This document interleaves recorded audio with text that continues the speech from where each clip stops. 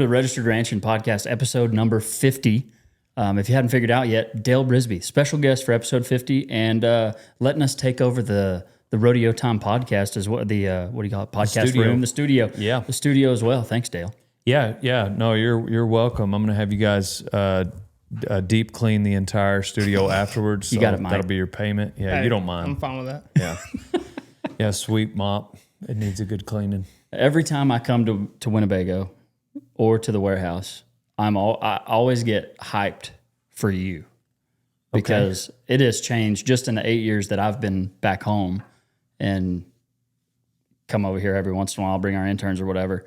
Like something new is happening, or a new add-on, or a new hire, but now I come in and something else is new. I get hyped every time. No, I appreciate it. Yeah, it's been fun. The warehouse is kind of. We spend so much time here. We try to make it as smooth and efficient for what we do as possible.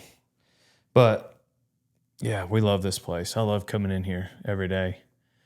That's cool. Yeah. I mean, who else you get to build your own atmosphere. Yeah. And I think that's like the people that I really love being around the most.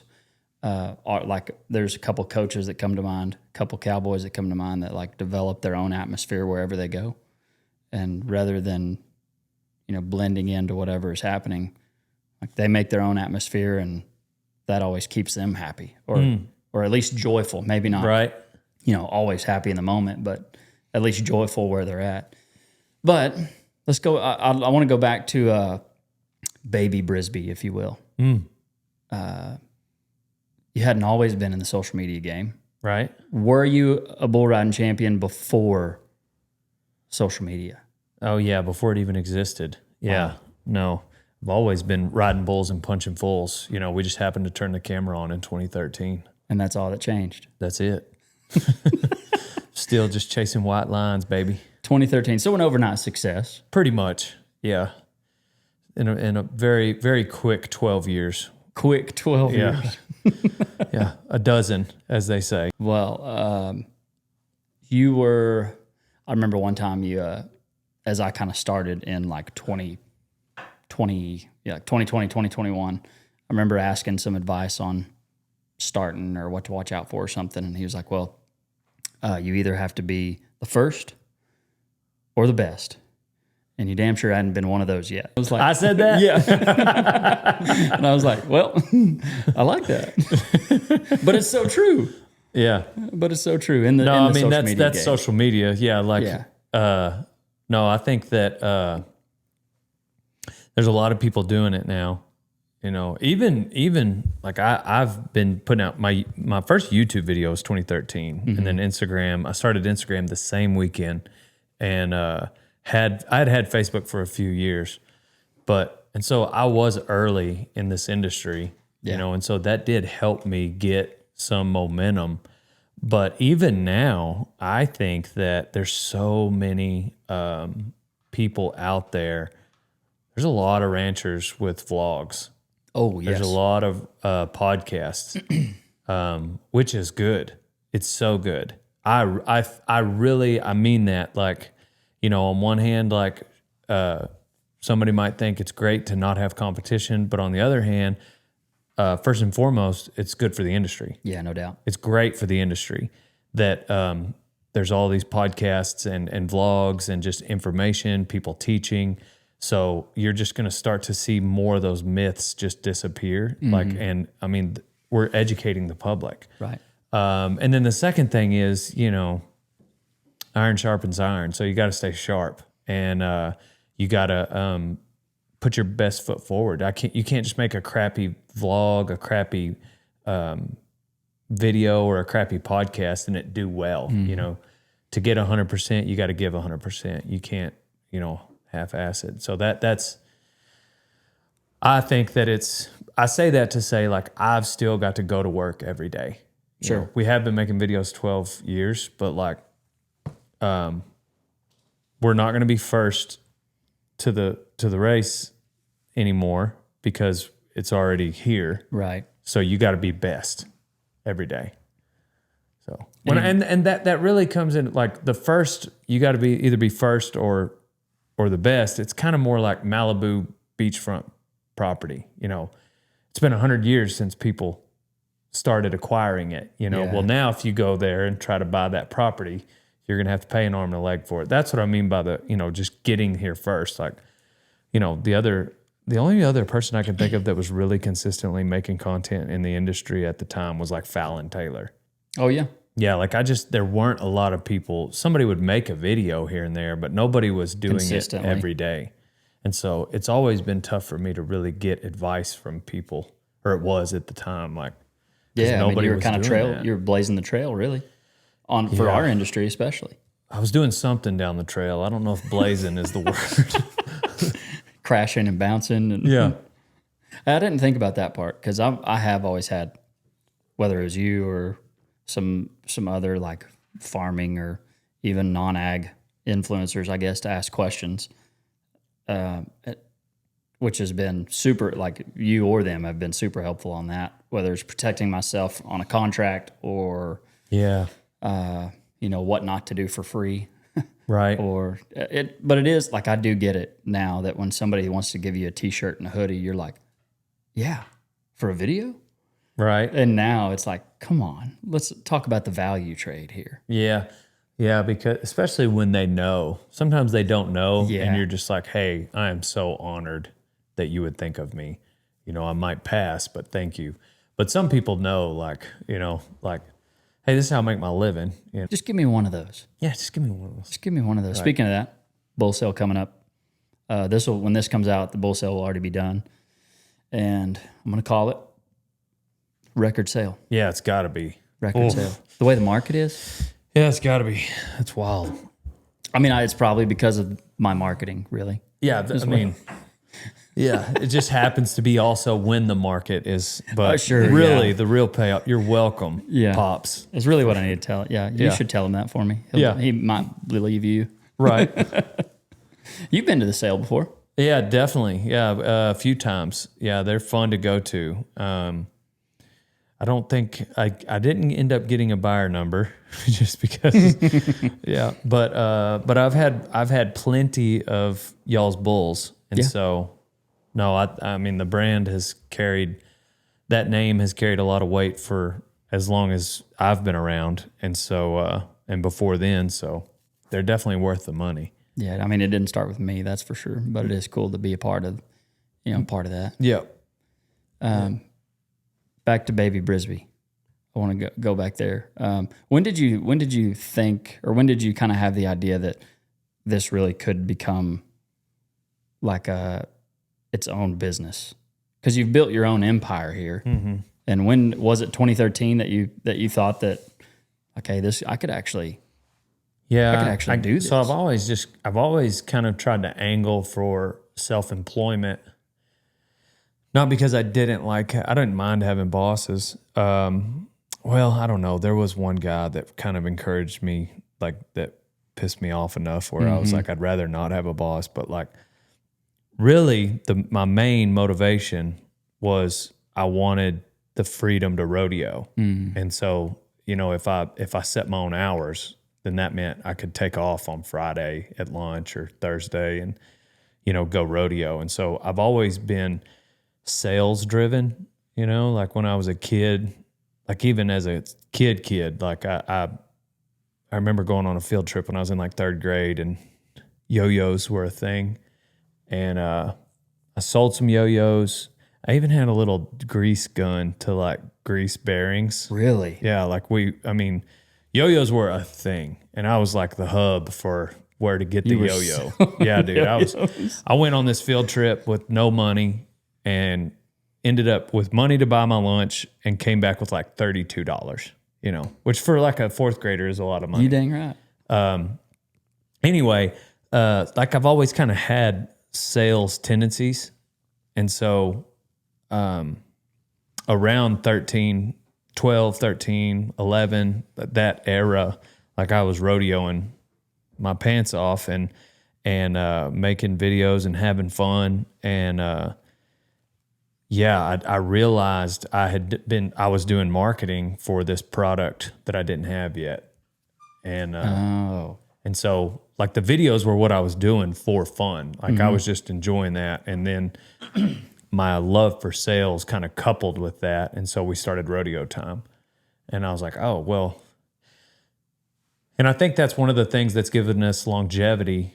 You know, a lot of, I can think of a few people off the top of my head that really, I mean, one guy called me, this is going to be a flash in the pan, friend of mine even. And I think maybe because he saw me going to the internet just to make money, but I was already on the internet having fun and I enjoyed it. Well, then when I was making these videos for fun and I was using that as marketing for sales, which I also loved, but it was secondary. That's what the videos are, what power my sales, you know? Yeah. And so it's not like, oh, I need to make some money. I want to sell this product. I guess I'll make a video. It was flip-flopped, you know? And so I loved entertaining. I loved making people laugh. I love rodeo. That's what the videos are about. And so the marketing came first. And it was around that time, you know, 12, 13 years ago. And so I've never really known what was next, but I knew that until God changed his mind that I knew that this is what I wanted to do. Nice. You know, so I do have a vision, but I don't necessarily have goals, which sounds bad. Like it sounds so bass backwards, but I guess I don't know. I want to keep, your dad asked whenever I took the interns out there, like, and it caught me off guard. He's like, where do you want to be in 5 years? And I said, I want to be doing exactly what I'm doing today in 5 years. And I mean, it's still my answer. I think that was like maybe 3 years ago when he asked that. And so I strive every day to grow just so I'm not going backwards. Sure. I don't have like a pie in the sky, buy my own island type of goal, but I just want to keep growing so I can keep doing what I'm doing. Yeah. Yeah, I love this game. I love making videos. I love YouTube. I love making people laugh. And yeah, and as a kid even, like I loved making my mom laugh. Like I was her biggest fan, or she was my biggest fan. And then her mom too, like they would cry. And I wasn't even really that funny, according to my brother and sister. But man, I loved making them laugh. Like I enjoyed it so much. And that's what I get to do on the internet. Yeah. So I remember when the Super Puncher video came out. yeah. And that seemed to be from my circle of people. That seemed to be when your videos just like came in all of our algorithms, into all of our algorithms. But I think what made it so funny was that every time you did an impersonation, it reminded me of somebody I'd worked with. Yeah. Yeah. It's, and I mean, that's essentially what we do is like, we just relate to people, you know, and if we can make relatable, you know, whether it's in conversation or vlogs or a skit like that, you know, like that's what we all know that guy.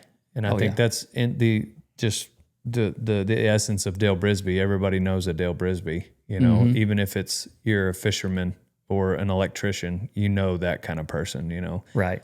Who's just, yeah, the fish is way bigger in the story than in real life. And, you know, the bull bucked harder and, you know, so, yeah, I think that's definitely being able to relate to the content is what people want.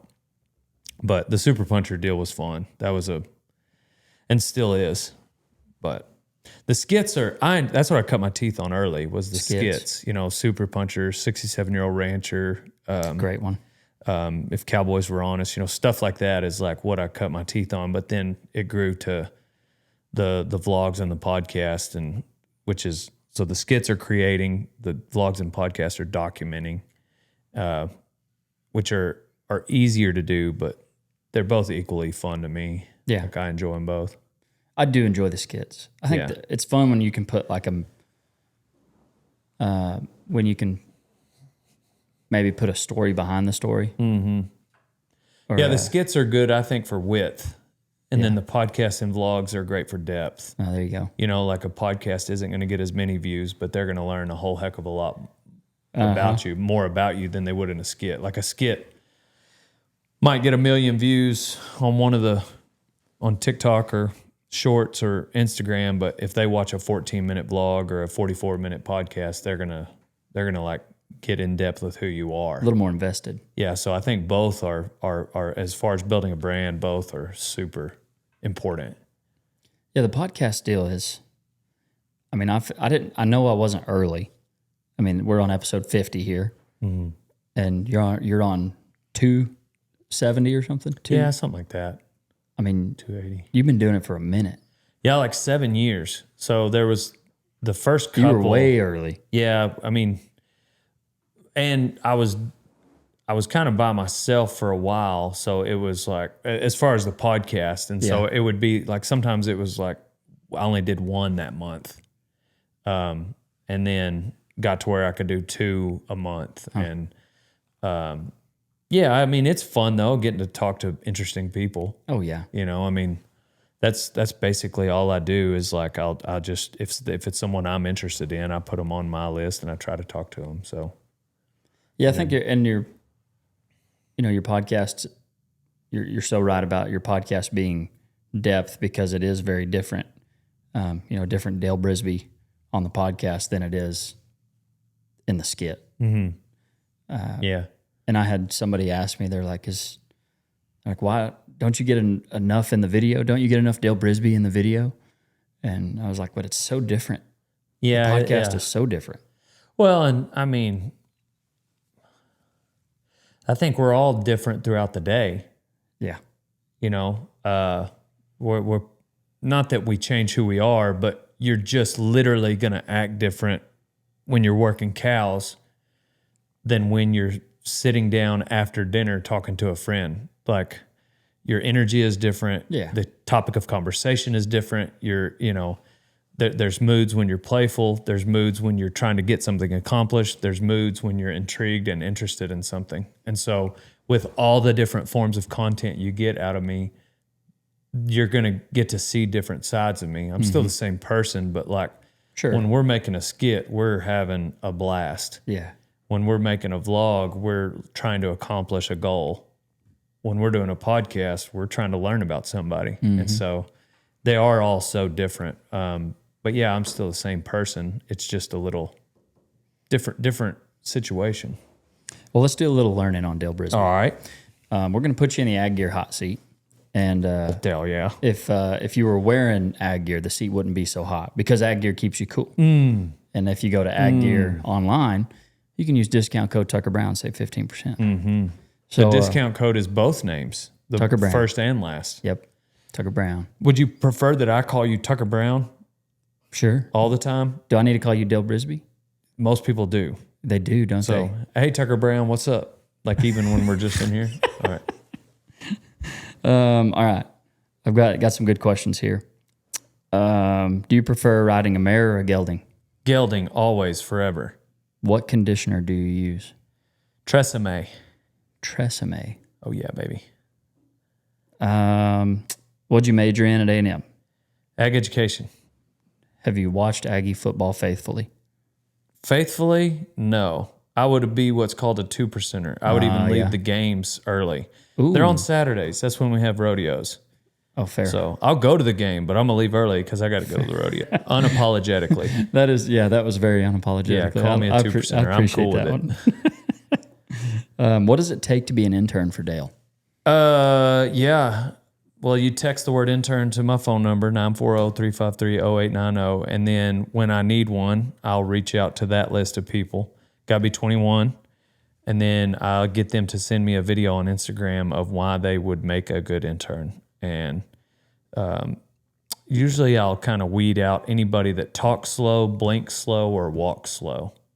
So You better not do that in the video. usually those types of individuals don't work hard. There are exceptions to the rule. If you find yourself watching this or listening and you're a slow blinker, don't think that I'm calling you out. You're probably one of the exceptions.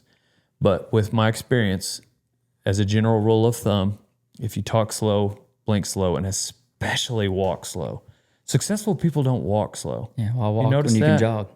Like the successful, they're like fast walkers. No, They don't yeah. they don't get places slow. You hear that, Mike? Yeah. I walk. Pick it up. Fast. Pick it hear up, that, buddy. Pick it up, Mike. How does it feel to always be in Kai Houston's shadow? God, well, he is tall. And if you can get behind him, well, he's so hunched over, though. Thankfully, he just had a back surgery because he was like hunched over. So nobody's in his shadow because he's bent over. But yeah, did his wife write that? Was that from Whitney? No, it wasn't. Oh, okay. You probably know this person, but Oh, okay. No, Kai is cousins with the Bursons. Mm-hmm. And arguably, out of the four of them, Dusty, Zach, True, and Kai's probably the best with a rope out of all four of those. yeah, that's saying something. He is a sniper. Wow. Yeah, you guys should watch him in the Brandon Pen. But I think I could beat him at wrestling right now because his back is so weak. Right now. Yeah, he just had back surgery like 5 weeks ago. Did you kill an elk? No, not this year. Dang. Yeah, we got skunked, as they say. Skunked. Yeah. Why is Dale just so cool? Oh, baby. It's just, that's just how I made it happen. Ever since I was 9 years old, I invented riding bulls with one hand. Two hands was a little too easy. They were doing it with two hands before? They were. Wow, okay. And yeah. And then I was on to the next one. I put the sunnies on because I got a little something to hide. Underneath these sunglasses is your mama's next heartbreak, baby girl. Or boy, whoever. I'm your mom's favorite bull rider. Oh. Oh, I love that. Couple more here. When you are nervous, what is your best advice that you tell yourself?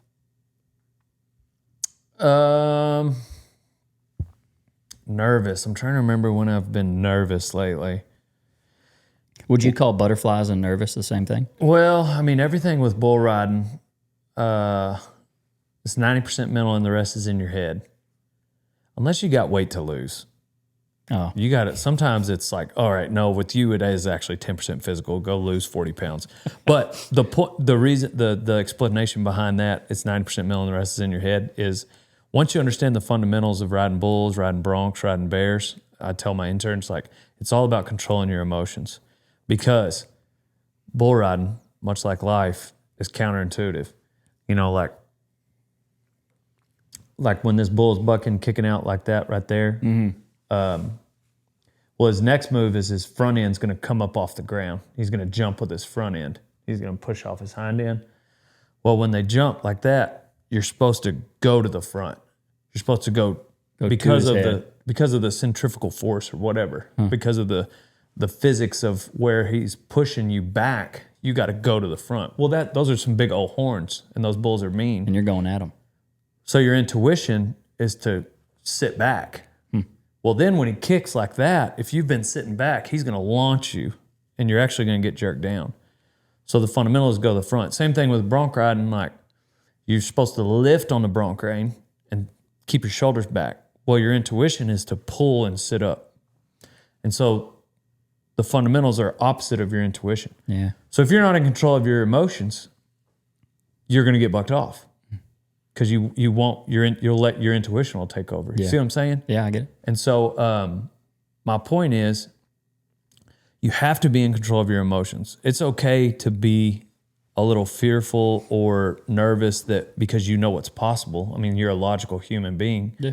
We all know that people have died riding bulls, or some might think even worse, to be paralyzed. And so, like, it's not out of the ordinary for you to know that that's possible.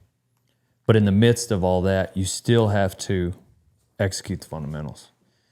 And so I don't know that there's a specific phrase that I share with myself, but I do try to recognize when that moment happens. I will say that it's offense that you're supposed to play. Like in that moment, going to the front, lifting rather than pulling on your bronc rein,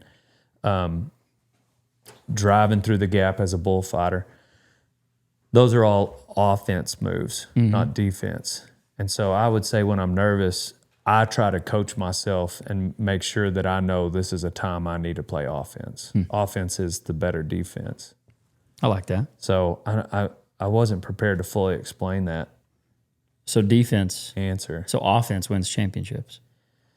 Yeah. If your defense is playing offense, you bet.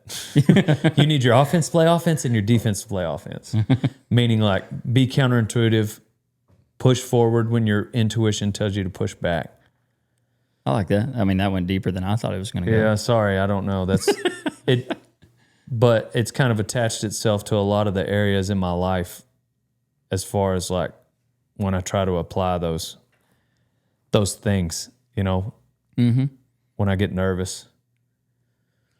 Well, it's clear you have your own gym back here and everybody sees that you're working out pretty often. And how much would you say you work on your mental game as relative to your physical? If 90% of it's mental. Yeah, so I think with fitness, same thing, because, you know, like it doesn't matter what you do in the gym if you eat like crap, you know, so being disciplined throughout the day is going to be the same key. If you eat right, you can look at a set of weights and be in shape. Like it takes such little effort. Like my workouts, I would get made fun of with just how simple and boring they are. Like they're just, but yeah, so I would say, yeah, it's my program is called Say No to Front Butt. And basically it's just every day, you know, if it's the kind of product or food item that might give you the front butt, you just say no to it. You you work out more than you eat, like you're just burning more calories than you intake on a safe level, then you'll be fine. But yeah, I think all of it's same as bull riding. It's all mental. Yeah, everything in life, I think. I mean, you get these opportunities. Well, they're only called opportunities when it's in retrospect, like when you look back on it. Like you missed an opportunity. Well, when it's in front of you, it's a risk. Ooh. So when it's behind you, I think it was the Chris Williamson guy, I think, heard say that. Or no, it's a dark-headed dude. He always wears the nasal strip thing on his nose. I can't remember his name. But I really like that. He said that, you know, when it's in the past, it was. Oh, he took advantage of an opportunity. Yeah, well, when that individual, when it was in his future, if you would have seen it, you would have called it a risk. Yeah. The business he took or the, you know, the like bronc that. he got on.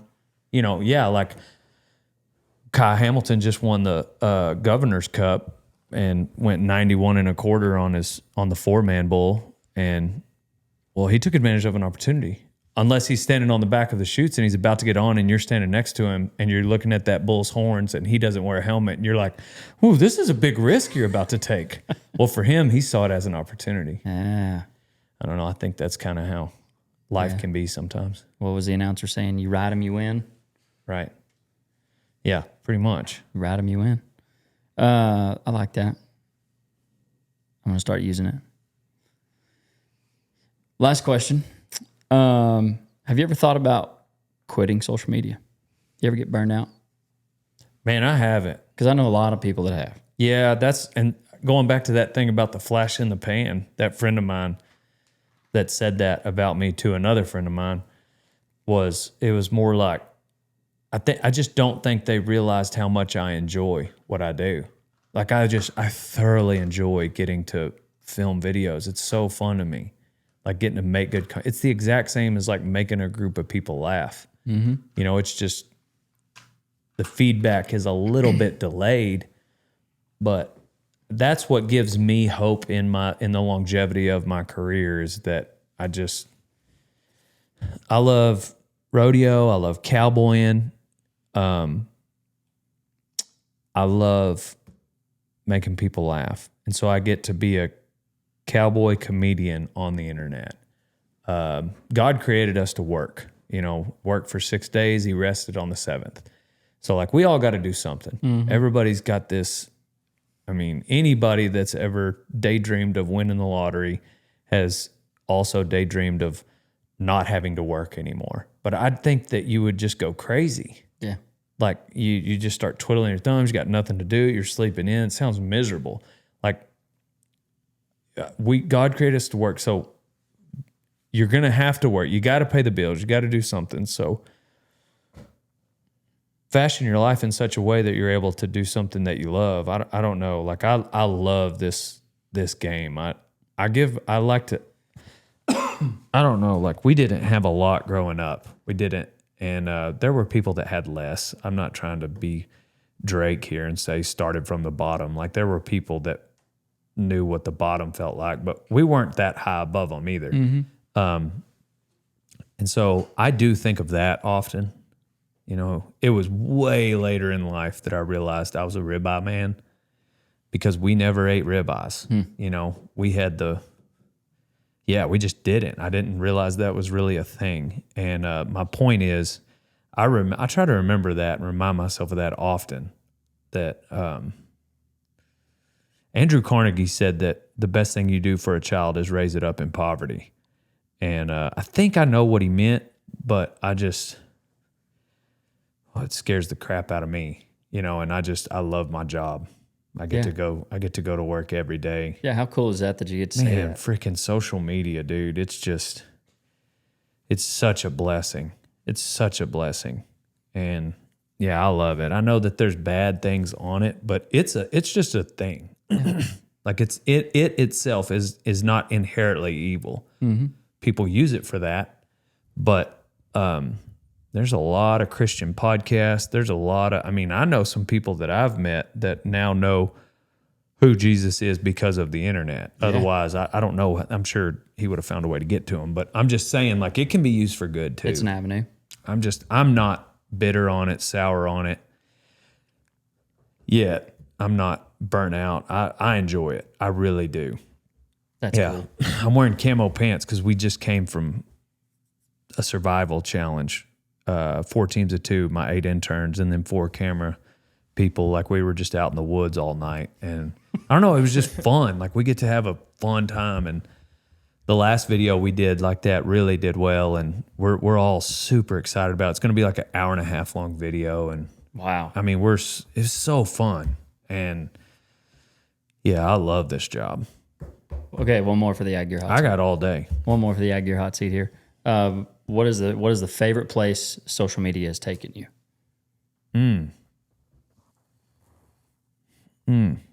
Man, I've gotten to meet, you know, I got 3 really tight friends. The 2 I knew long before social media, but one of them, Cowboy Cerrone, I met through a sponsor, and with meeting Cowboy, and being tight with him, he just takes me freaking everywhere. Like I've gotten to meet so many celebrities, and yeah, that's the first thing that comes to mind. The actual places, yeah, VIP, like we're just like I went to go to a UFC deal, and I'm always as +1 at these UFC. Front freaking row. Like Miles Teller is like 2 rows behind me. Like I'm in front of him, you know, and super nice guy.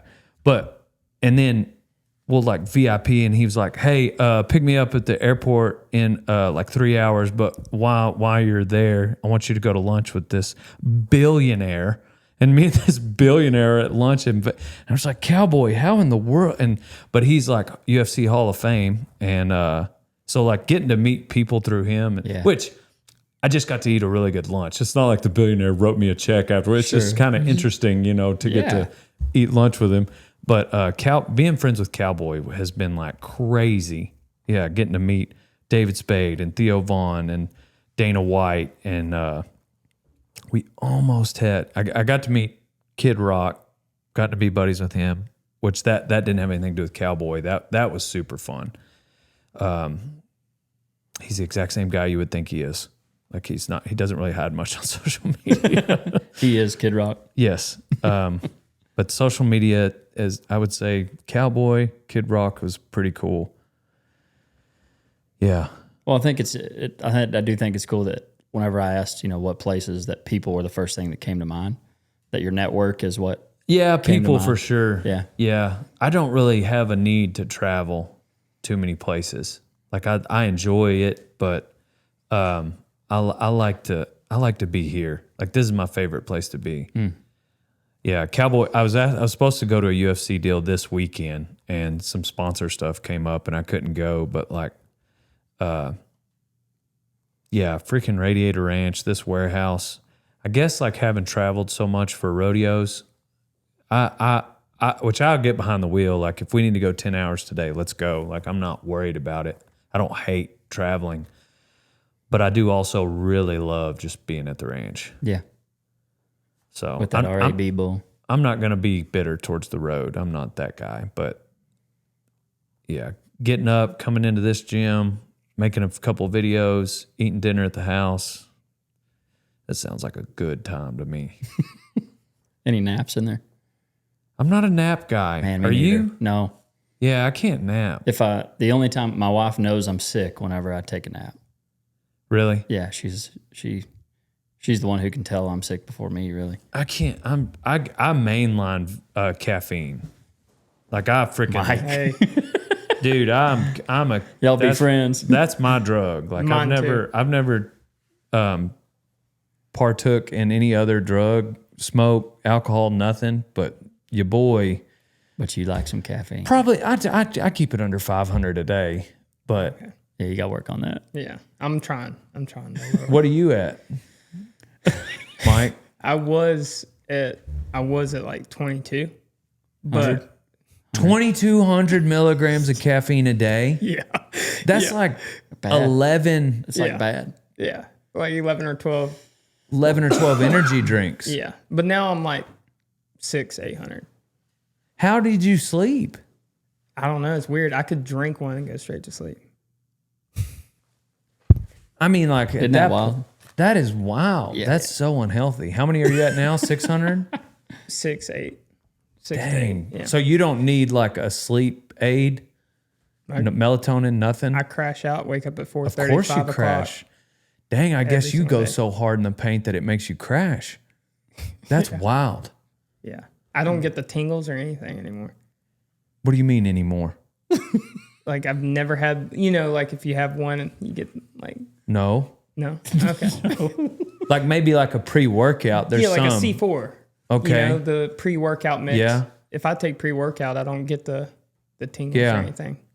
Is the that just data. because it's like already like in your blood? Like you think are, so. like we're all like, what is it? Like 60% water? Like you're like maybe 12% water and then 48% energy drink? Probably. Is that it? Yeah, I guess I Probably. have beta alanine and Because the coursing through half-life, my I think, veins. is 12 hours. The Bro, half-life of caffeine. what would happen to you if you went a day without it? Ooh, We tried. I tried You did? migraines. Yeah, like crazy migraines. Like Yeah. if I don't have Just, one just before a 10 headache. a.m. Don't call it a migraine. You're not a doctor. Everybody's like, I get migraines. Like, no, you're just a normal person. You got a headache. Bad headache, Okay. sun affected headache. Yeah. Yeah, I had a buddy in high school. He would just always go home. He's just like, I get migraines real bad. No, you don't. No, you don't. You don't I get don't migraines. do that. I don't go home. Yeah, he didn't go. Well, yeah, you're an adult now. Well, I was talking about high school. You can't just go home anymore. Like, yeah, you're in your 20s. How old are you? 25. Yeah, 25. We sometimes get some interns in at 25. It's like, man, are you 17? Like, you got to learn how this life thing happens. Like, anyways, yeah, we got to get you off of that. Yeah. That does not seem healthy. Yeah. What, like 500 is a stretch for me. That maybe one day a week I'll get 500 milligrams. Usually it's like 300, Yeah, I'm a 300 guy. somewhere between 300 and 400. That's just one can though for me. That's two. Well, you gotta what are stay you off those drinking? cans. That's two. It Well, depends the on what I'm C4 drinking. has like 300 or 400 milligrams. Yeah, 3. 300 C4s and milligrams? bangs are 300. Wow. And then Ghost is 200, and Ghost is like that's what I like. Ranch feels 2, isn't it? Ranch feels 200, yeah. Yeah. Yeah. So you just drink one of those and what, like a scoop of Mountain Ops? Yeah, exactly. Yeah. Yeah, in the morning. So like That Yeti stuff's has good. Tucker has it. Yeah, Yeti dude, has You got me on the 200 Mountain Ops. and it's called a Yeti pre-workout, and anyway, in the mornings that's what I'll take, and then sometimes midday. I don't have a ranch fuel every day, but sometimes midday I'll do a ranch fuel. But Yeah, that's wild that you're able to.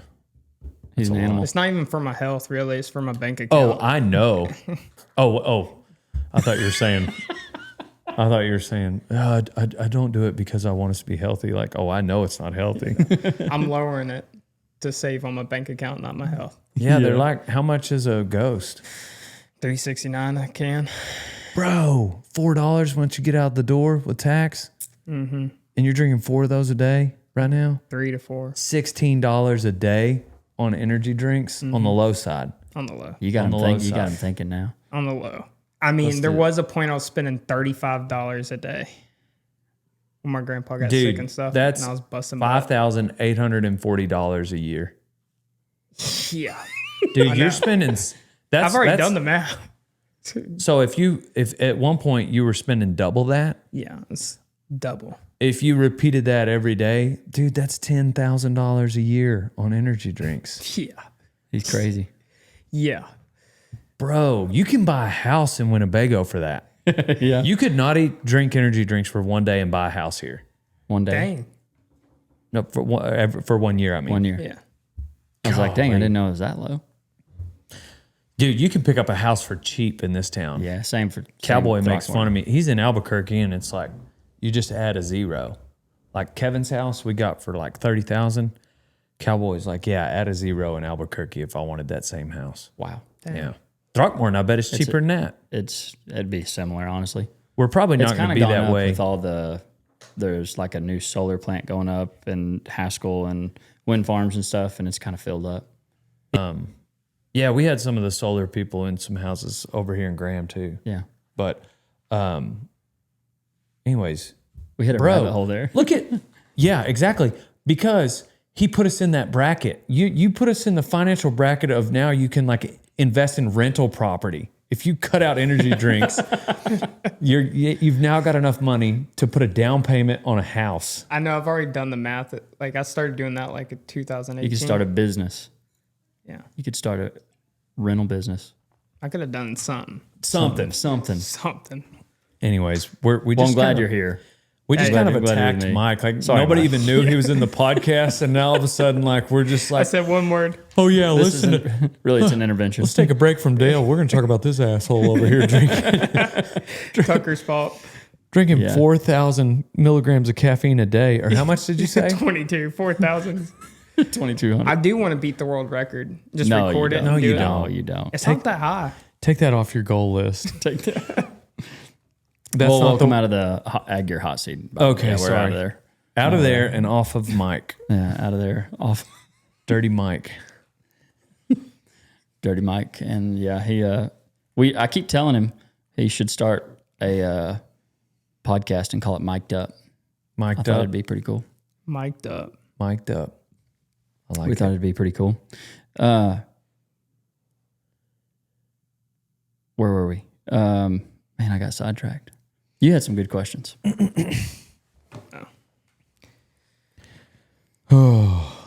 Once again, putting me on the spot. Man, I'm It's sorry. okay. I'm just sitting here thinking about all the things I could do with $10,000, man. Like if somebody just gave me 10 grand. Oh, I do. I've got one, Mike, while you're Okay. looking. It seems like that like this beef advocacy has come around in like the past 4 years or so. That there's been more advocates for the industry, and like you already called yourself what the rodeo cowboy comedian, Sure. Yeah. and now even though you and like our content is different, still in the same industry but different, but I think it's funny that you and I get put into the same bracket of that advocacy sometimes, Yeah. even though on that beef or like ranching advocacy, when like within the industry, we're in different ones. And do you think it's just because that, you know, the consumers know so little about our industry that they just put us into one barrel? I don't know. I mean, what barrel should I be in? What do you want to be in?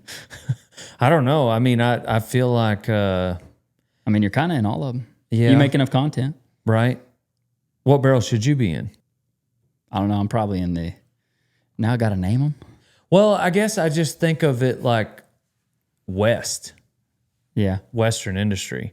Yeah, I mean, maybe I see us. That's never crossed my mind that we might be considered in different categories. Maybe it's because when I first started making content, there were none. There were so few of people. It was just like, I think maybe just in that 2013 era, there were so few people. You know, whether it was rodeo or ranching. I see what you mean, because there's like equestrians out there that like they have nothing to do with cattle. And then there's beef cattle people that really have nothing to do with cowboys. Yeah. And then there's ranching cowboys that don't really care about like hedging. And then you have rodeo cowboys that never wear, you know, boots and spurs or ride a stock saddle. Those are the binoculars I'm looking So to. yeah, those are, in that sense, yeah. I mean, that's definitely a thing.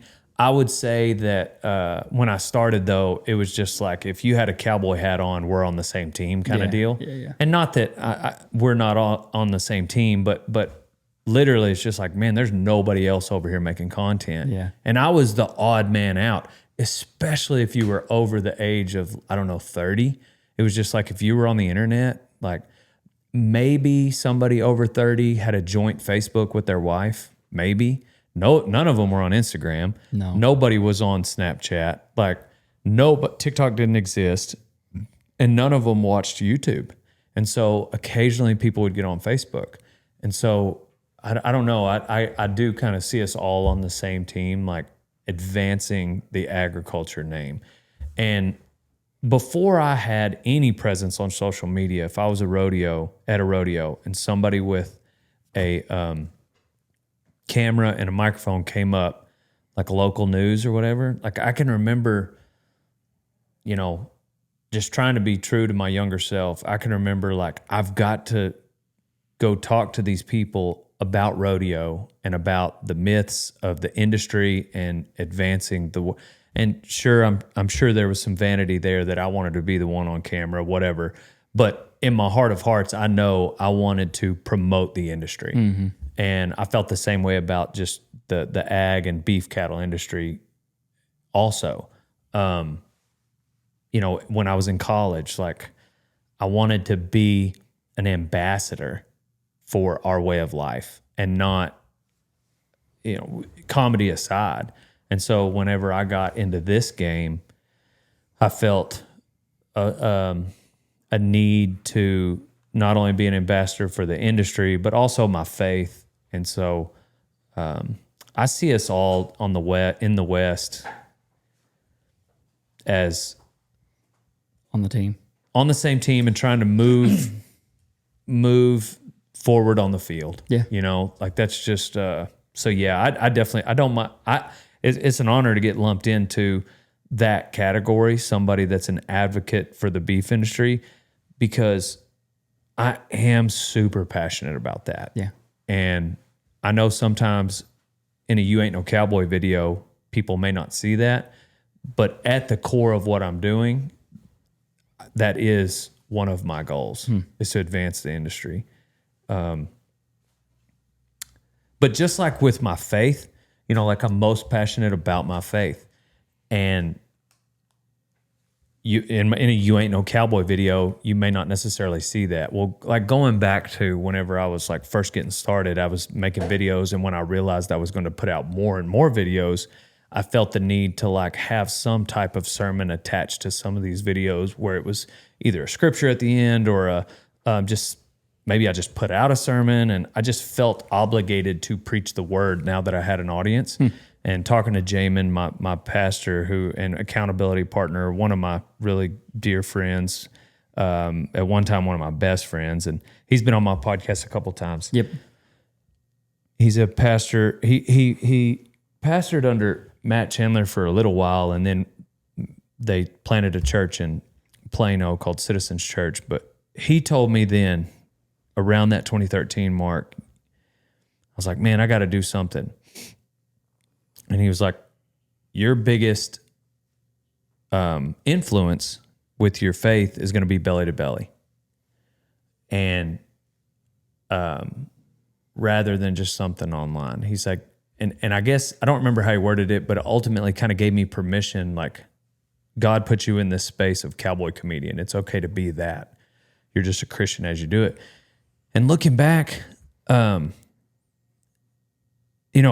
worked for me, Cam Grigg, and he was kind of on the fence about being on social media. Now he's off of it. But at the time, he was like, I want to use this social media to advance the gospel. And I was like, so I gave him the same advice Jamin did me, and it really hit me, kind of over the years what Jamin meant. And I said, hey, man, you be you online. Keep it clean, talk about it when it's appropriate, but like anybody can be anybody online. Like we can all fake it. I said, and I told him he works every day alongside Clay, Leidy, who's a bronc rider, 23 out of Pennsylvania, Kevin, who's 25 and used to drive a truck in Tennessee, and then Pablo, who's 14, lives here in Winnebago. And I said, start with those guys.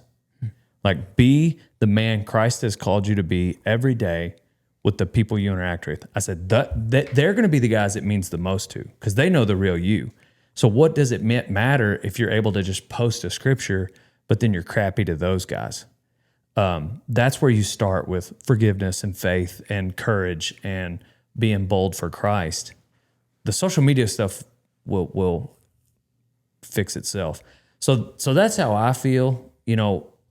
People don't like me online. There's a lot of people that don't like me online, believe it or not. No way. And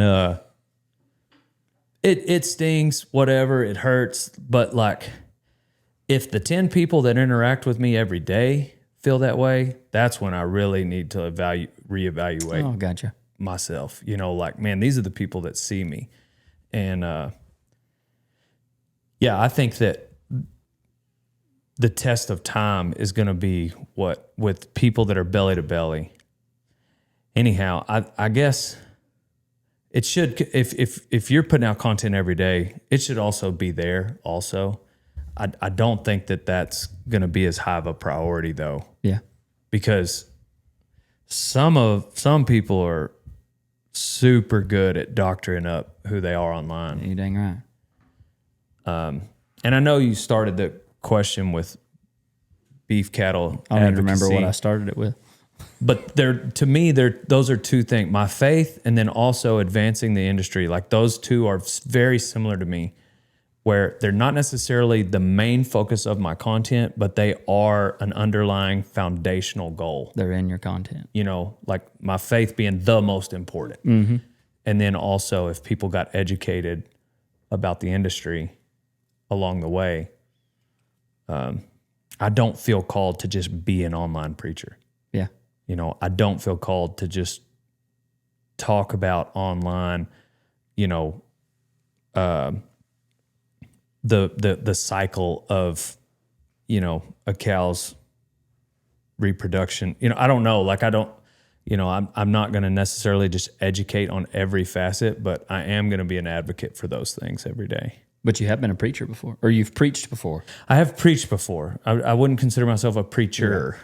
Okay. I've done some guest sermons where it's really more like, hey, this is what I've been studying. Yeah. Even came to Throckmorton. Yeah. Yeah. So I definitely don't mind, like, every now and then. If somebody asks me, I'll talk about it for sure. Yeah. And that's kind of where I'm at on politics too. It's just like, I'm not a politician, but like, if somebody asks me, I'm not ashamed of it either. Uh-huh. What you got, Mike? Social media didn't exist. What would Dale Brisby be doing right now? In 2013, when that video came out, at that time I was managing a ranch. We were running cows on it, and guiding hunts. So it was kind of a neat deal because we leased it, so we got to run our own cows, but then we managed and we guided the hunts on it. And I was rodeoing at the time. It was a super interesting job because I was really 1099, so like I was my own boss, but I mean, was my only gig outside of me going to rodeo. So it allowed me the freedom to rodeo, but I got to ranch and scratch that itch. And anyhow, an oil and gas company owned the place, and they sold it. And so when I left there, I had a couple of job opportunities to manage ranches, like little ones, but something that but they weren't really, didn't have the flexibility to allow me to rodeo. So I came here in 2015 to Winnebago to work for my brother-in-law, and I doctored yearlings and day worked and rodeoed. And rodeo time was a side hustle, and it was a serious side hustle, and meaning like not the main thing. Sure. And so it was just yearlings and day working, and at the time, rodeo time was just hopefully it can pay for itself. Maybe one day help me buy a new pickup or something like that. Okay. And so that was my last job that I quit. I want to say May of 2016. I quit, Chet, my brother-in-law. You just jumped all in? Rodeo time? Yeah, it was the same month we bought our house too, there. And so I bought that place, and it was a mess.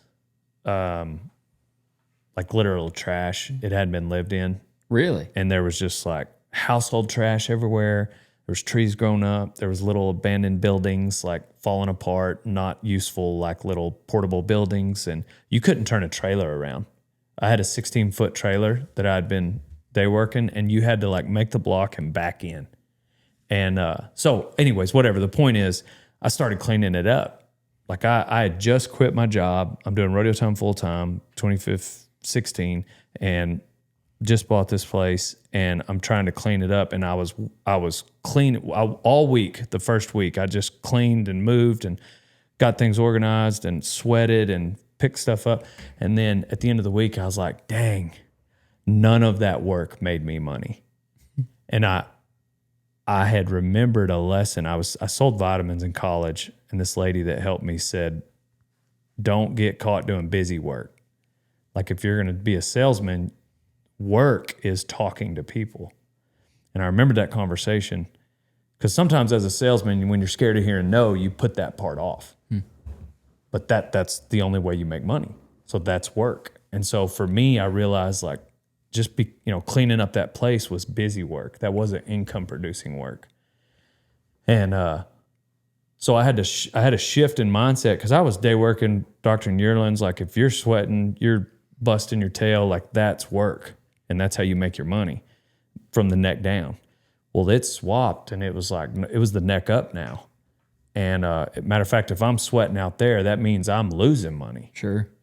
And so there was a mind shift change there. And that's when I was listening to Gary Vee, and he gave 4 things. He was like, the 4 income producing things that I started that day, it was creating content, distributing content, engaging with my community, and business development. And since that week, I can remember the moment I thought, because I had heard him say that, I didn't know what it meant. And it connected with me. May of 2016, I was standing by that burn bin that's still at my house. And I thought about those 4 things. And I was like, that's what I'm going to do every day. And if I wasn't creating content or distributing it or engaging my community, like DMing people back, getting in the comments, tweeting people back, then the 4th thing was like business development. I'm connecting with a sponsor or client or new collaboration. And so I try to do those 4 things. And it's still like this underlying sense of urgency I have every single day. Like sometimes in the office, like I need to go talk to the bookkeeper, and then I need to go out on the warehouse floor and address some issues. But like I have this intense, like I have to stay in this media room to do one of those 4 things or be out filming doing one of those 4 things. the question was, what would you be doing if you weren't doing social media? I always think about, like, if I did switch to like a full-time job, like if I went back to day working and back to ranching, like it would be tough for me to turn that off. Oh yeah. Yeah. Really tough. Go back to the neck down. Yeah. I mean, not necessarily. That part is like therapeutic almost. Sure. You know, when it's Getting to go do when that. the conditions are right. You know, there's some days where it just freaking sucks. It's cold or it's super hot or the work sucks. But like when I get to take a break and go to a branding for a week, that's therapeutic. What I'm talking about is just that sense of urgency where I need to be creating, distributing, engaging, or business development. Like turning that off in my brain would be tough. And that never shuts off, does it? Well, it hasn't in the 9 years since that day by the burn bin when I realized, like, if I don't do that right, I'll go back to being poor. I guess maybe that's why I don't think about the future as much, because I'm just looking in staying that. out of that. I'm looking in that rear view. It's not like we can go wherever in the front, God. I just don't want to go back. No, that's good. Well, this brings me to one of my favorite segments. It's called Old Reliable. Old Reliable to us is the Ritchie tags that we use because they stay in. They're the tags that we find in our cattle that stay in the best. We use Ritchie tags. We also use them in those little keychains. I don't know if you've seen us make those. At all of our booths, we make some Ritchie tags and like Dremel in the PF or things like that. But that's why we use Ritchie tags, because they are Old Reliable. Are those the tags like you can make? Well, I worked at a feedlot and like they put me in the room making the tags. Is that what you're talking about? Like when you make your own? That's what y'all do in the booth? You can either Dremel them. Yeah, we have a Dremel tool, and we Dremel, somebody's name or brand or dog's name or whatever. Gotcha. Brand. Yeah, we'll do that in our booths, and that gives me enough time to, like, while they're waiting on that free gift, then everybody loves to talk about their cows, so I can be like, hey, tell me about your cow herd. Oh, yeah, we got some Angus cross cows in there, and I was like, oh, what kind of bull are you using? And that just gives me the opportunity to kind of open that up. But, yeah, back to Old Reliable. To you, for Dale Brisby, what is Old Reliable? Like something in my day-to-day that I use that's old and reliable? Yeah, what comes to mind whenever you think of Old Reliable? And it may be a few things. Maybe a pickup, maybe a horse, maybe a camera, an intern, a family member? Yeah, all of the above. Yeah, I mean, definitely a horse. You get, like, for me, it's bucket head. It's hard for me not to just use him when something comes up. I've got several others that need the miles, but like I know I can get it done on him. I get that. Yeah, the first gen has been super reliable. Had that pickup for 20 plus years.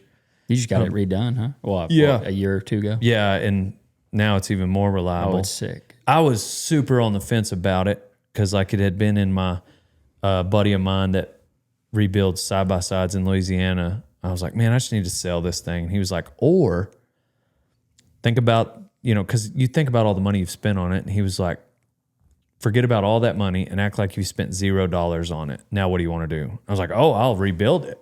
He was like, well, do that.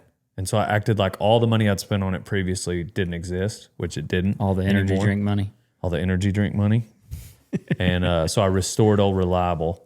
But then as far as, employees, there's two. Donnie, obviously, he's been here 6 years. And then there's been a few of them. Jordan's been here 5. Carson's been here 4. Ty's been here 4. Cole's been here 3.5 or 4. But Lisa has been with me for maybe 7 years, tall blonde. Mm-hmm. And she works her butt off and she outworks everybody. But so she's definitely the Old Reliable. Yeah. Trying to think anything else that's the Old Reliable. No, that's neat. Those are things that come to mind. You have a saddle you've been riding a long time, or I got a couple saddles, or a rope, or a buckle, or something. Oh, you're not wearing your buckle. Well, yeah, because we were. Shined. I was in my hunting clothes. I didn't wear it out to the campfire last night, but this hat is Old Reliable. Golly, you have had it a minute. Keith Mundy at American, he was like, "Can we please get you a new hat?" Because you can tell it's been rained on is what'll get a felt, you know, if you get rained on a few times, but it just feels so freaking comfortable. I think it gives us some character. This hat is Old Reliable. Old Reliable. Yeah. That's neat. Well, that's why we use Richie tags. Old Reliable. Have you ever used their little calf doctrine hooks? Help you catch a calf? Is that for you grab the leg with it? Yeah. I've seen those. I haven't ever used it. They are pretty handy. I mean, I like Super roping one punchers just as much as the stay other. on the horse. You're right. You know what I mean? That's a super puncher move. Too much tied up in leather to get out. In the words of Boots O'Neill. Yeah. One thing I've noticed is that it seems like every time when a lot of these questions come up, people have been your answer. And so I don't know, I find that unique that it's like the people, which is, you know, you hear it all the time, the 5 people you surround yourself with are who you become. But I do like that people have been your answer to a lot of these questions, whether it's being reliable or whether it's where social media took you or all of that. Is a network that valuable to you? Is that what you're thinking of a lot of times? Yeah, I mean, I think that anything I've accomplished in my life was because God put the right people in life with me. You know, like Lisa, for instance. Yeah. Like I just would not have been able to accomplish what I've done without Lisa. My college roommate Peyton is my lawyer, and the suggestions he made, he was more of like a manager in the beginning, you know. He would do lawyer type stuff and help me and protect me, but it was also just more like the advice he would give. Leroy in the early days when he was in all the content.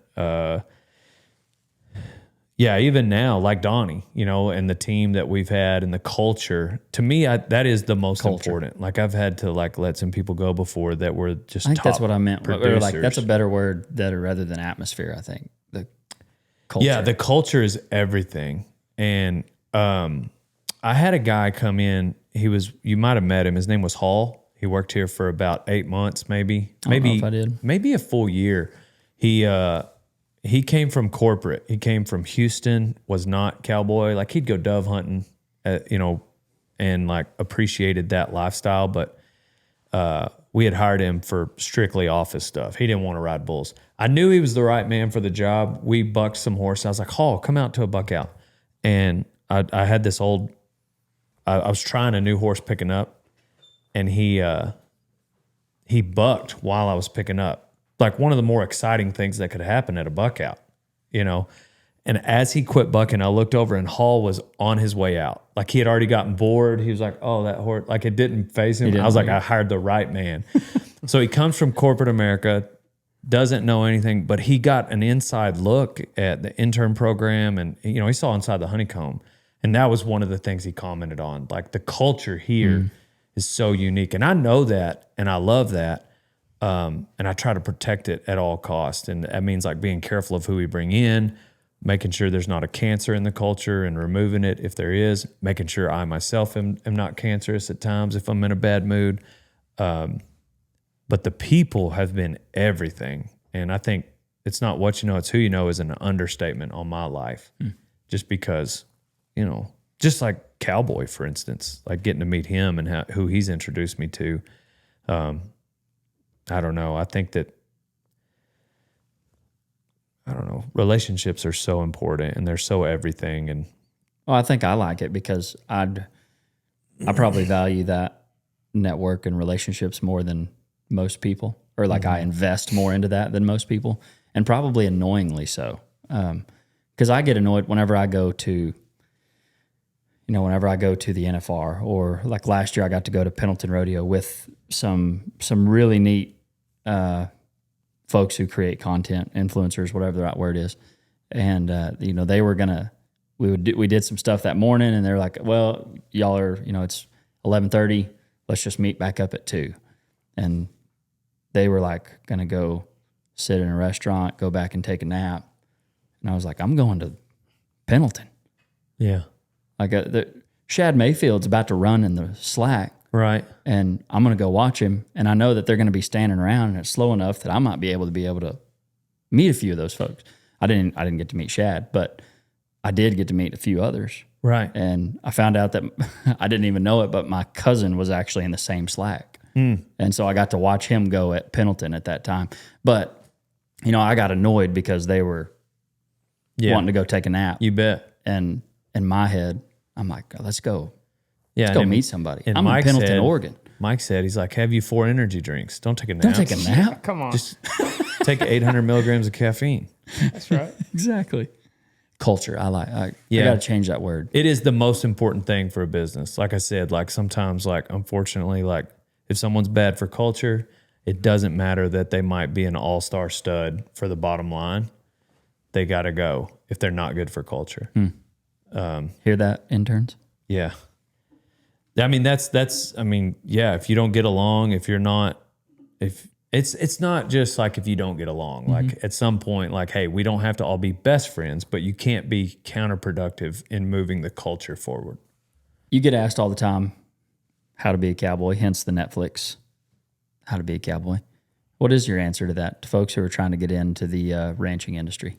Well, it just depends on what they mean. You know, like you got to define some terms.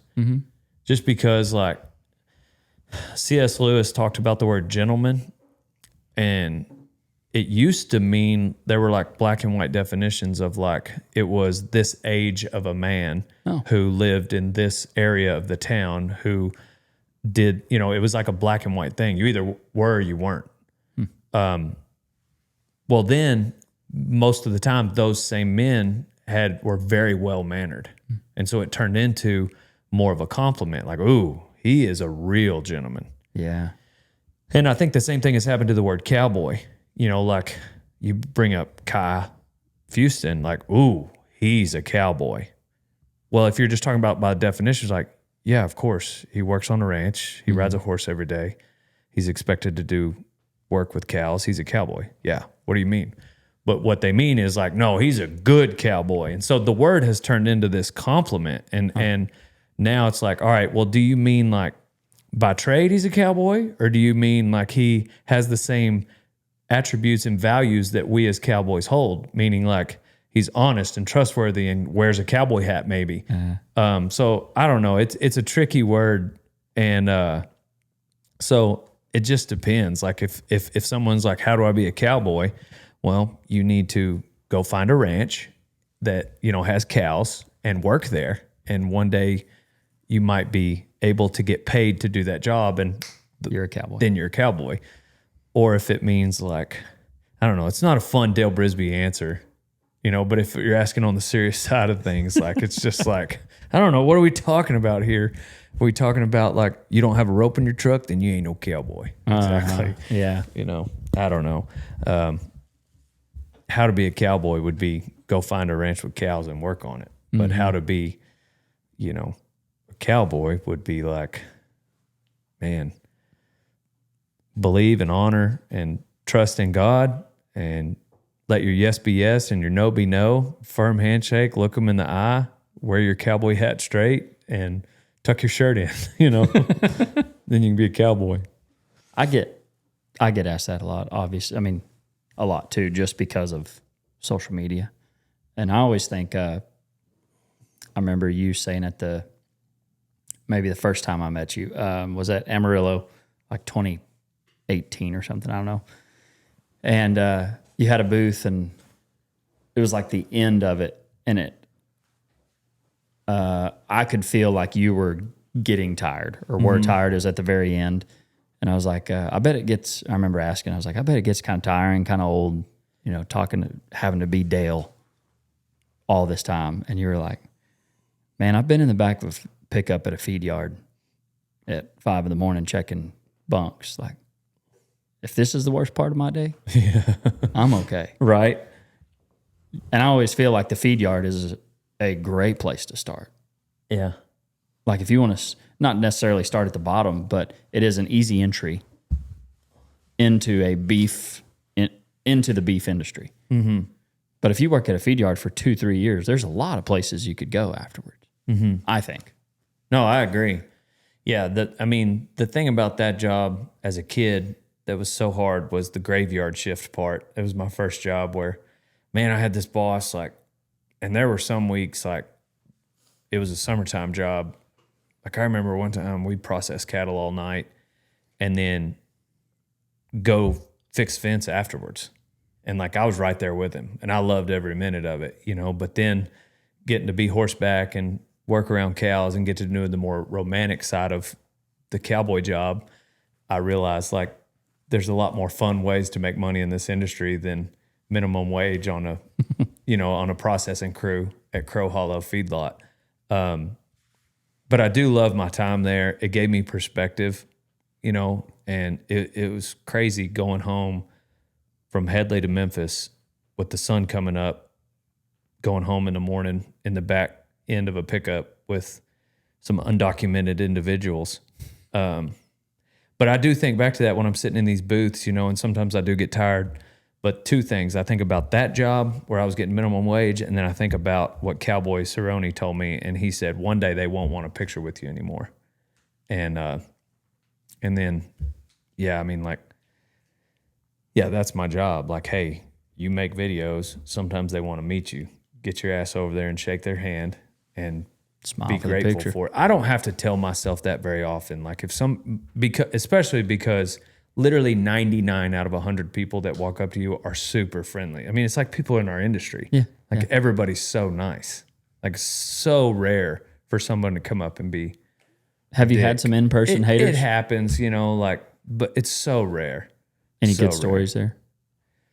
I think it was at my first cattle con. Like he wasn't. I think he was a fan, but I guess he had just watched a video where sometimes when JB's around and the camera's on, like he'll just nut tap one of us. Oh gosh. Like it's just. I mean, like usually interns start it. If an intern like picks on JB, like it's free game, and he'll hot you with a hot shot. Yeah. He'll hit nut tap you.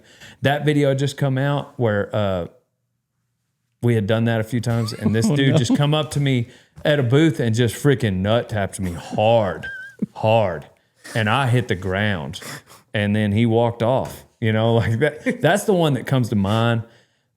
I don't think he was. What? He did that and left? Didn't say hi or anything. He just. He acted like he was going to take a picture and then did it, and so like, but I don't think he was like actually trying to. Not I think a he hater. was just like trying to be part of the. Yeah, you know, part of the me culture. on the ground on my knees. I didn't really appreciate him trying to be part of the joke, but I'm trying to think of anything. There was supposed to be a guy at Vegas come try to whoop my ASS. He DMing you about it or something? Yeah, he told me he was going to come, but he never Isn't showed up. it funny how He was just mad because I had Mark Cuban on a podcast. Oh god. Like he was just literally mad because like, which at the time when Hall actually lined it up and he sent the email to Mark Cuban just responded. I love Shark Tank. I love basketball. Like I go to a couple of Mavericks basketball games a year. Yeah. Random fact about whatever. It's There just you go. unique. But so like I'm a fan of Mark's, and at the time Joe Biden was running for office. Well, nobody on the left was talking about it. Like nobody was excited he was running. Kamala hadn't started her campaign yet. So like Mark Cuban, for instance, hadn't really ignited his hate for Trump, and he hadn't talked about Joe Biden, like no politics. And so like my guy Hall was like, I think I can get us. I was like, cool, I like him. Like I love Shark Tank, 20 some odd seasons, what the heck ever. And this dude just like an hour later, like, sure, I'll do it. And like we go to an apartment he has across from the stadium in Dallas, and he just does a podcast with me. We talk about like just cool stuff, basketball, Luka, Shark Tank. He gives me advice. It was like the coolest exchange Yeah, I for an listened hour. to it. And well, then then around the time the podcast comes out, and shortly thereafter, he kind of goes on his Trump rant. hating spree and promoting Kamala, whatever. And I was like, dang, I don't like that. But I mean, it was already done and whatever. And this dude come unglued on me. He I was wasn't like, happy. look, man, like Shark Tank, I wasn't trying to be like, oh no. That's silly. Yeah. Then you're just looking out. Yeah. But he never showed up, thank goodness, because I That's don't like to fight. I get scared of fighting. You get nervous? I just haven't ever been in any, and I don't think I'd be very good at it. I don't think I'd quit. I was talking to Cowboy, like, I've been hit a lot, and I think I would try real hard. I do. Yeah. Think I would probably try real hard, but I don't think I'd be all that good at it, fighting. You just go jujitsu on him? I'd have to. That's all I know now. Yeah. But I was talking to one of my jujitsu coaches. He was like, yeah, be careful. He's a cop. He was like, be careful, because that lucky punch thing, that's a... I mean, that's the thing. Some people just throw a haymaker and they land it and you're out. Yeah. Dang. Then That my was glasses weird. would fall off. People would see me without glasses. It'd be terrible. They would know. You'd be But done. yeah, I don't. I do find it does blow me away, because the two groups of people that hate on me the most are animal activists. Why do they hate on you? Oh, well, yeah. And I do find it does blow me away, because the two groups of people that hate on me the most are animal activists Why do they hate on you? Oh, well, yeah. and ranchers. Dude, I don't get hardly any animal activists. I don't get many, but those are typically the two groups of people. Why would a rancher? What do they have to hate on? That the ranch was given to me, and I don't know. But you don't own it. Right. Yeah. Well, that's why I kind of crave it, just because all the hate is wrong. The Yeah. reason they hate me is wrong. Like, it's Gotcha. not. And then if it is true, like, maybe I should look at myself. So Fair.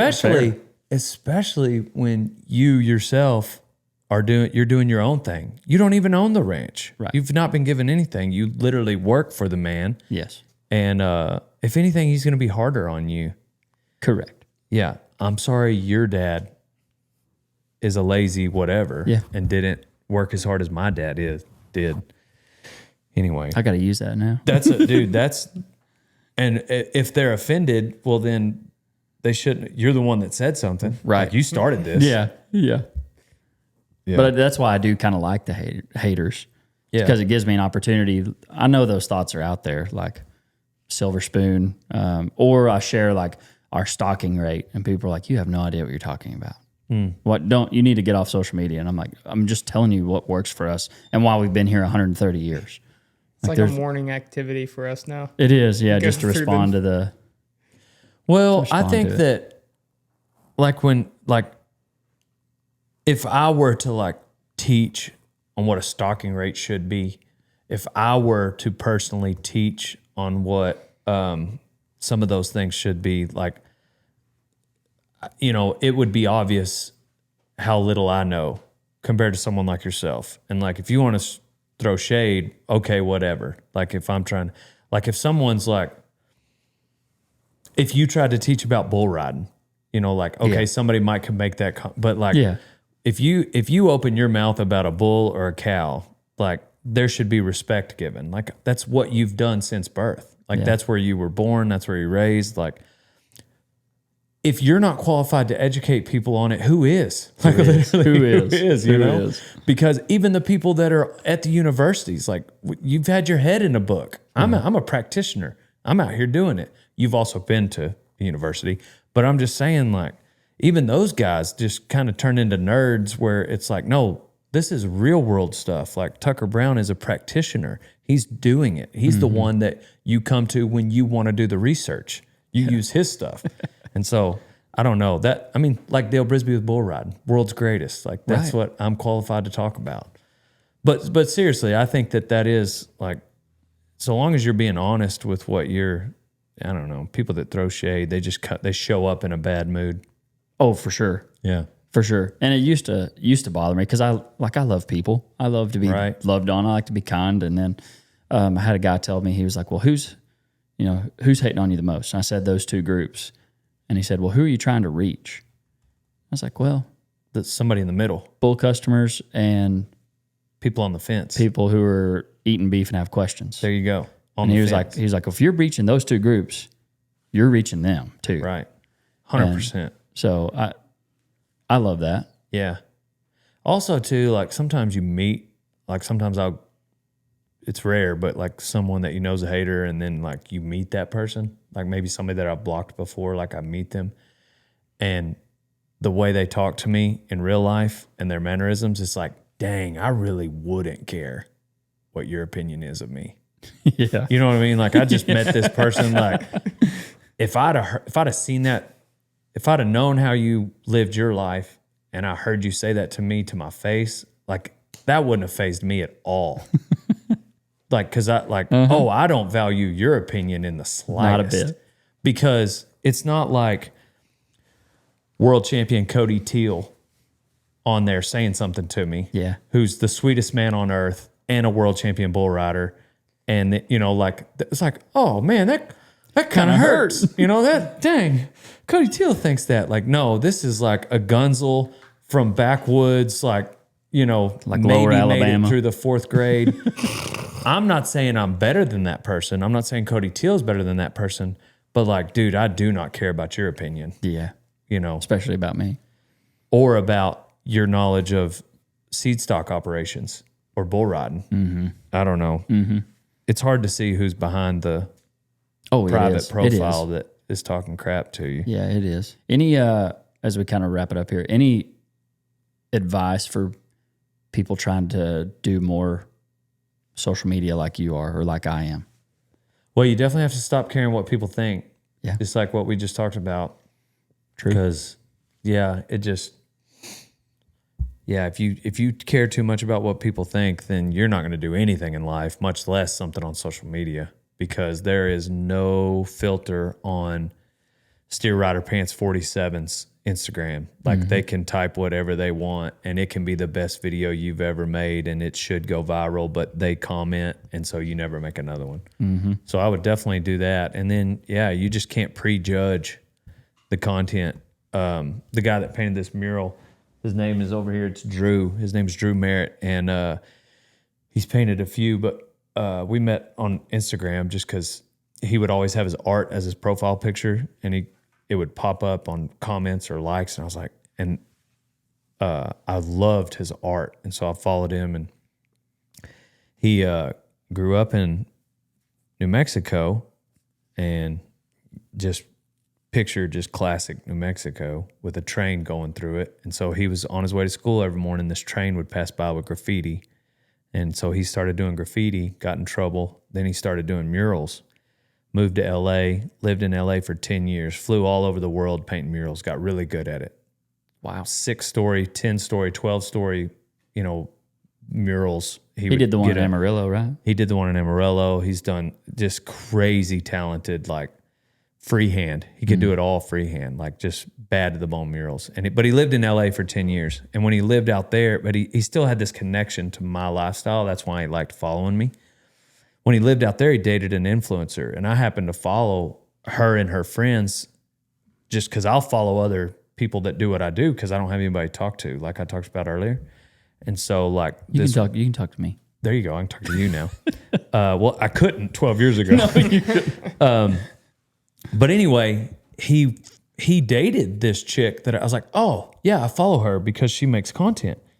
And so he was like, dude, y'all have it made out here. And he said they live in an apartment in LA and they're trying to make content. All they have is their minds. That is it. And all you guys got to do is go outside. And I was like, that was a moment, kind of like by that burn bin when I thought that one deal about my work. I remember sitting in this warehouse with him and him telling me that about 5 years ago. And I was like, dang, we do have it made because we can go out and film two bulls fighting and respond to it and show and the world thinks that's interesting. Yeah. Because most of the world is just in an apartment or in a house in town. And I say all that, that's a long-winded answer to say don't underestimate what might be interesting. What's boring to you could be just blow the socks off of your everyday person. And then you just got to figure out what's work. Like you can't do just busy work. You got to figure out what's work. But I think too, your intentions, like you got to have some self-awareness. That's everything in life. Like I was the class clown. There's nothing I loved more than making my mom laugh. The kids in my class, I loved making them laugh. And so I just found a way to do that with other things I loved, like ranching and rodeo. And so it carried over to what I'm doing now. So like, if there's nothing that you dread more than being in the public eye, then maybe Probably not for you. yeah, maybe you be the guy, the Lisa partner, and partner with Tucker, let him be the face of the company, like find a way. That's what I mean. Like, don't be scared to pivot if you hate it. But I don't know. That's my rant. Yeah, good advice. I think your intentions, I kind of went back to like you started the videos because you liked it. You didn't start it because you wanted to be Make money. an influencer or Correct. To make money. Right. Because it seems like once, and I may have gone through the same cycle of like once you get a following and then a little money comes in, the content changes. Mm-hmm. What do you say?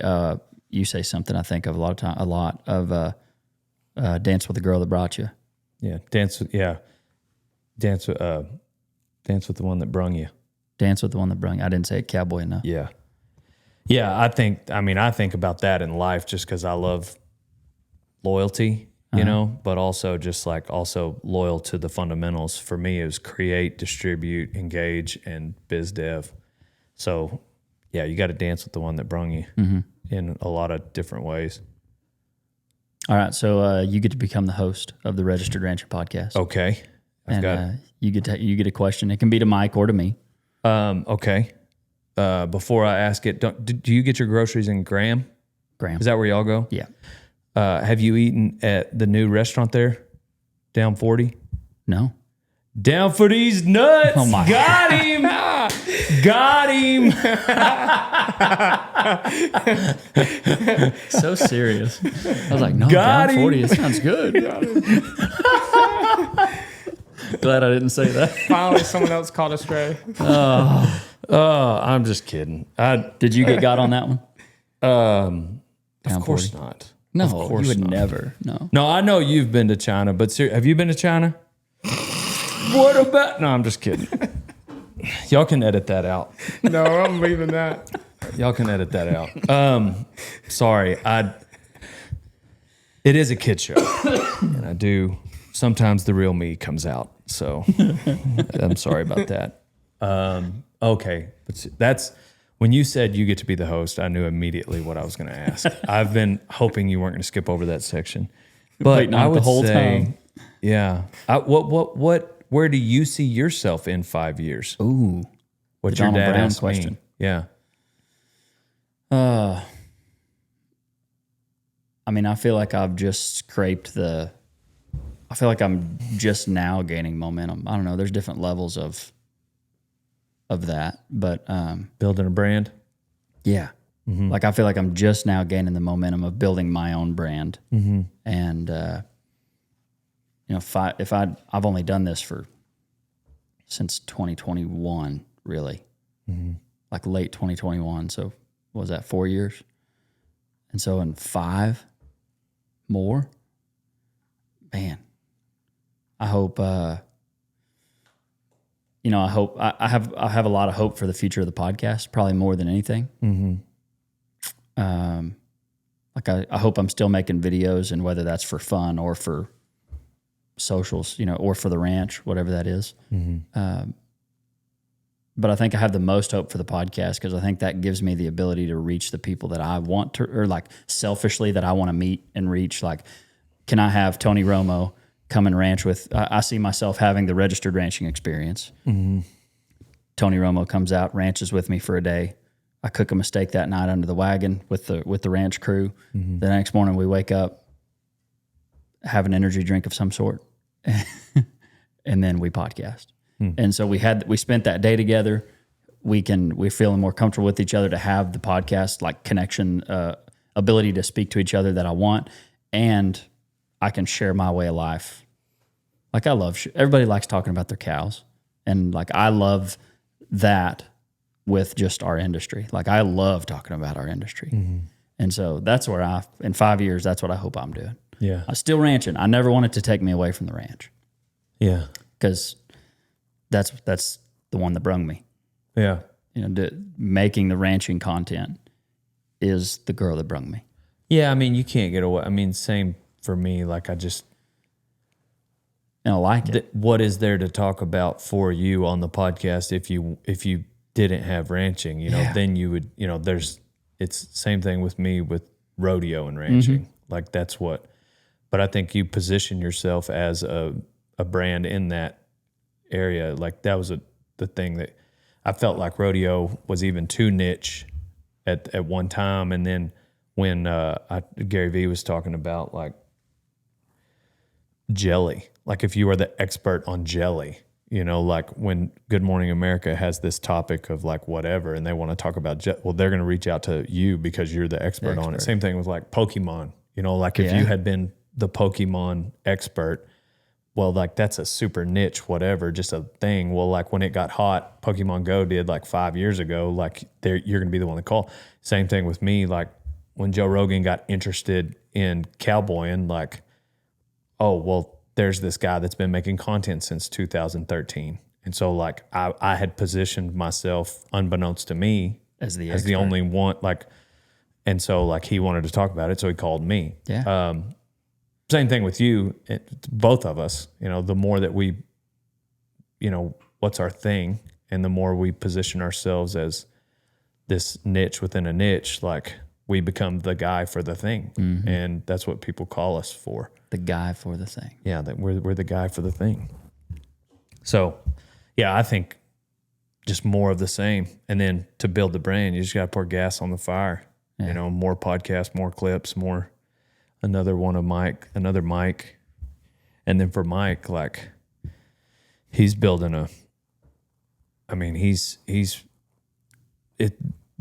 the thing that you and I need in a media person is a new trade, It's like an electrician. Everywhere. It's like a media guy, somebody that can run a camera, film it, then edit it, then distribute it, give you pieces of content. So, if you're out there listening, like, don't shy away from that. If you want to build your brand, side, from the video editing side, yeah. If you want to build if Mike wants to build his brand, the best thing he can do is get good at this and piggyback and be in your videos, and then one day maybe leverage it.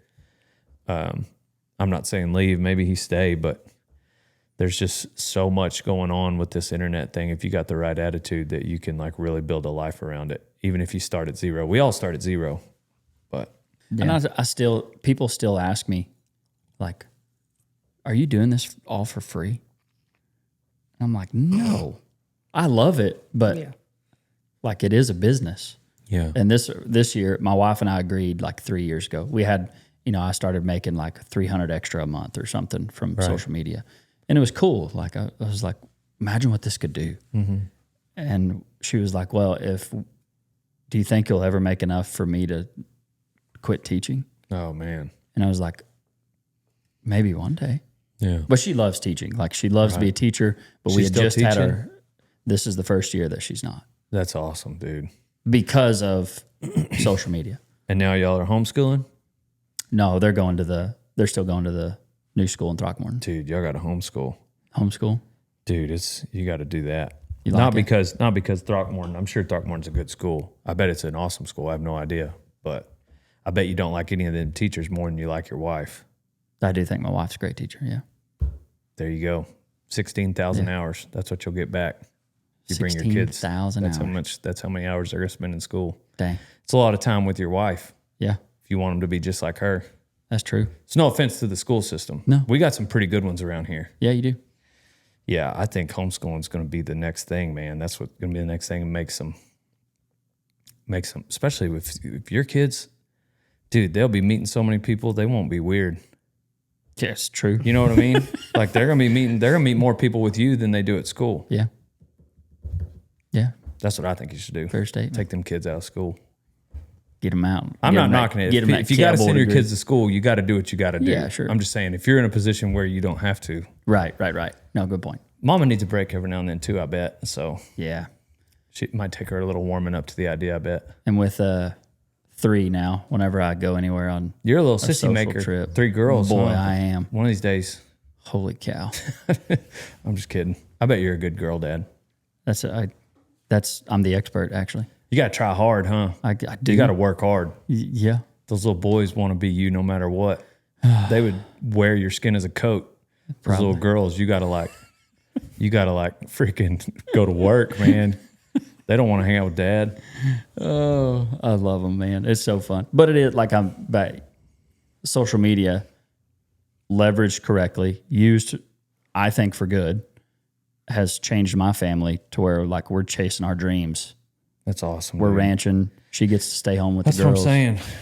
Some of them gray hairs throw rocks at the internet, but I mean, only because they don't know the power. It's the same as the TV. Yeah. These are just smaller TVs in people's pockets. And before that, it was the same as the radio. Like, it's just another form of media. Ours is just we don't have a middleman. We don't have a network or an agent that we have to go through. We go straight to the screen, straight to the audience. Man. Yeah. All right, last question. What is either favorite Bible verse or what have you been studying lately that's on your mind? But man, probably same verse I shared with y'all when I got to do that little sermon, Matthew 23:12. Those that exalt themselves will be humbled, and those that humble themselves will be exalted. I don't know. I think that, I'm able to make the joke of the arrogant, cocky bull rider because I know him well, and I don't know that. I think that pride's what made the devil, literally, like he wanted to be equal with God. Mm-hmm. And so that's what made him, he thought so highly of himself. Uh-huh. It talks about it in, I think, Ezekiel, because it opens up in Genesis, he's just the devil. Well, then they talk about it in Ezekiel, like why he left and took a third of the angels with him, because he wanted to be equal with God. Mm-hmm. And that's pride, And so pride is what made the devil. And then Bible talks about in Philippians 2 that he humbled himself to the point of death. Like Jesus literally humbled himself, like to the cross. Yeah. And so like humility is what made Jesus. I think it's the biggest thing in the world. It's pride and humility. I think it's what causes everything, nations and countries to go to war. And then the people in your life that you realize everyone likes, like just those random people that you like everybody likes that person. I guarantee you it's because they're humble.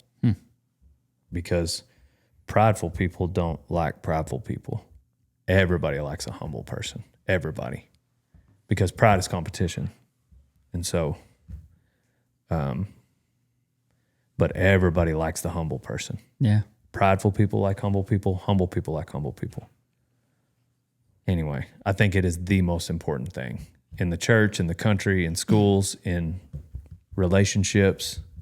Like it is. And sometimes, that was Matthew what? Matthew 23:12. 23:12. And sometimes like pride gets like checked off as a good thing. Like proud to be an American. Like that kind of pride? Well, like pride can like drive you to accomplish something because you're literally comparing yourself. And so like, I want to be better than so-and-so. So it drives me to accomplish this thing. Like, well, it's a negative thing that drove you to maybe accomplish something positive, but that doesn't make the pride a good thing. Gotcha. Bible says work as if it's for the Lord. Colossians 3:23. Like that's a more genuine way of being driven. So you can be driven by that, or you can be driven by pride. But just because pride drove you to accomplish something positive doesn't mean pride was positive. Pride means enmity between man and man. Pride means enmity between man and God. Yeah, the scary thing about it is like when those that, like whenever you're abstaining from drink, abstaining from sex, abstaining from all these sins in the name of pride. That's like the super scary. Exalting yourself. Mm-hmm. So like, yeah, like you're accomplishing all these things to be better than someone. So like, that's when I think pride can really be crept in and looked at as a positive, when it's really like, and C.S. Lewis said he thinks those are the ones who will say to God, did we not prophesy in your name? And he'll say, depart from me because I never knew you, because they weren't doing it for the right reasons. They were doing it for their own pride. Like, yeah, they never drank alcohol. They never had sex. They never did, they gave their money all in the name of being better than someone else. Yeah, not to please the Lord, but to benefit. Correct. Exactly. But he said, so long as you're looking down on people, you can never look up. So they never looked up. It was all about being better than somebody else. I think it's a big thing, man. What was the question? Yeah, you don't hear much of that. I mean, there's not many talks on pride. I think maybe like people probably said it. I just never understood it. Or maybe people don't say it enough. But I think it's a big thing. But pay attention to the people that everybody likes. Like, I mean, everybody. You're just like, I can't think of one person doesn't like this guy or girl. I guarantee you it's because they're humble. And it's not that they lose. It's not that they put themselves at the bottom. It's just that they don't even think about themselves. They're not in the race. Yeah. It's not that they lose the race. They're watching it happen. They don't even put themselves in it. Mm-hmm. It's wild. Do you have any of those guys in your... I got a new guy here that just showed up that I'm a big fan of. That is a redhead. His name's Dylan. He seems like super humble. Ty Rogers. Yeah. Super humble. He's one of them. Your Ty Rogers, yeah, I think, was one of them. I mean, we all have a little, so it'll show up a little for everyone. Yeah. But like those, like my Ty Rogers, like he's just super okay. Yeah, like if you win, that's okay. And like my favorite podcast I've ever done was Trevor Brazil. And like he's like one of the most humble people. Of course. After this one, yeah. But like he's one of the most humble people. 26 world titles. Nobody will ever touch that. But then there's some people that just went to the circuit finals one time and their head's so big they can't fit through the door. Mm-hmm. But like, how is he so humble with 26 world titles? But he said that in my podcast. He was like, if you can't be happy for someone else winning, even if it meant you losing, there's something broken in you. That's wild to me. Yeah. Like to imagine somebody with 26 gold buckles being okay with failure so that guy can win. That is crazy. You ever beat anybody with a gold buckle? Do what? Have you ever beat anybody in competition? All of them. This is a gold. Yeah, all of them. I like to Have you seen how big my buckle is? You're right. You were the world champion this year. Yeah, that was funny though. That clip of Don Gay. Yeah, he got enough too. I said, have you ever won a buckle that big? And he said, no. I won enough to cover it up though. Yeah, it was good. That was a good one. That was a great comeback. Yeah, that was funny. That clip went mega viral. Yeah. Well, thanks, Dale Brisby. Man, thanks for having me. Yeah, it's been a while. We've been trying to make this happen. Yeah. But number 50, had to save it. Yeah, I appreciate it. Always wanted to I didn't want you to be number 3 or 4. Yeah, or like 43. Or 43. It needs to be like a good, even number. I agree. Yeah. I agree. Well, yeah, we'll have to. I'll make you like some special number for mine too. I'm 300. trying to think. Number 1,000. 287. Oh, man. Thanks, Dale. It's been good having you. Pow, pow. Bam. That was good.